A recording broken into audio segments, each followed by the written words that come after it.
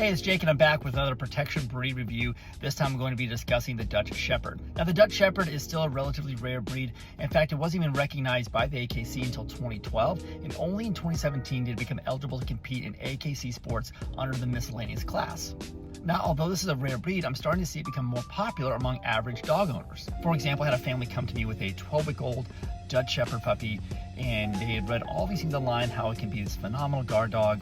And so they get this dog, but however, it's nipping, it's barking, it's biting, it's just tons of energy, and we're frustrated. And I told them the truth: if I got a Dutch Shepherd puppy and it was not displaying those behaviors you're mentioning to me right now, I would be concerned it may not be the dog for me. I mean, I like to do sport, detection.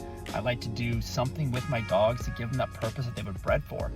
I tell them the truth, I tell anybody the truth. These dogs are still working in law enforcement for a reason. They're still in the military for a reason. These are not pet dogs.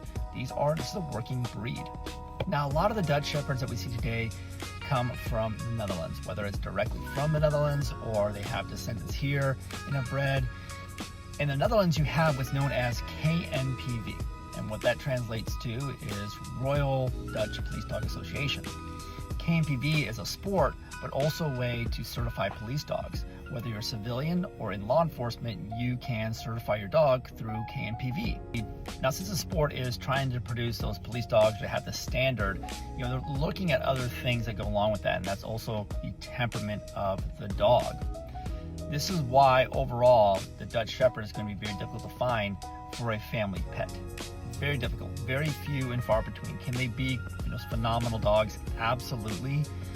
But this is going to take place with a lot of vetting if you're going to be looking for more of a family protection dog.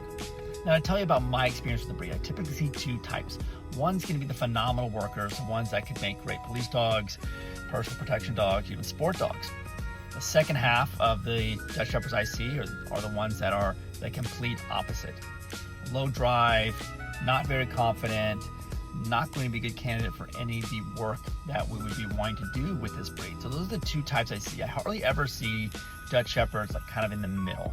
I usually see, again, really strong working Dutch Shepherds, or I see the complete opposite that are just not going to make the cut for any type of work. Something I've noticed, whether it be the phenomenal working type or the type that's not going to be a candidate, is forward aggression, natural forward aggression with the Dutch Shepherd. If you're a trainer, know how to handle this, this is not going to be an issue. However, if you are inexperienced and you first get this breed, you have to understand this is a possibility. And I can tell from experience, I have seen this.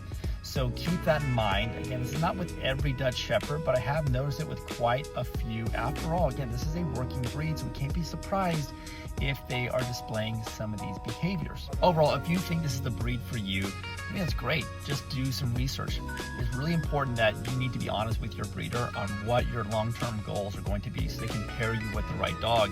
And any good Dutch Shepherd breeder is going to want to preserve the breed, and they should be helping you in choosing the right dog. So that's it. That's my review of the Dutch Shepherd. Hope you enjoyed.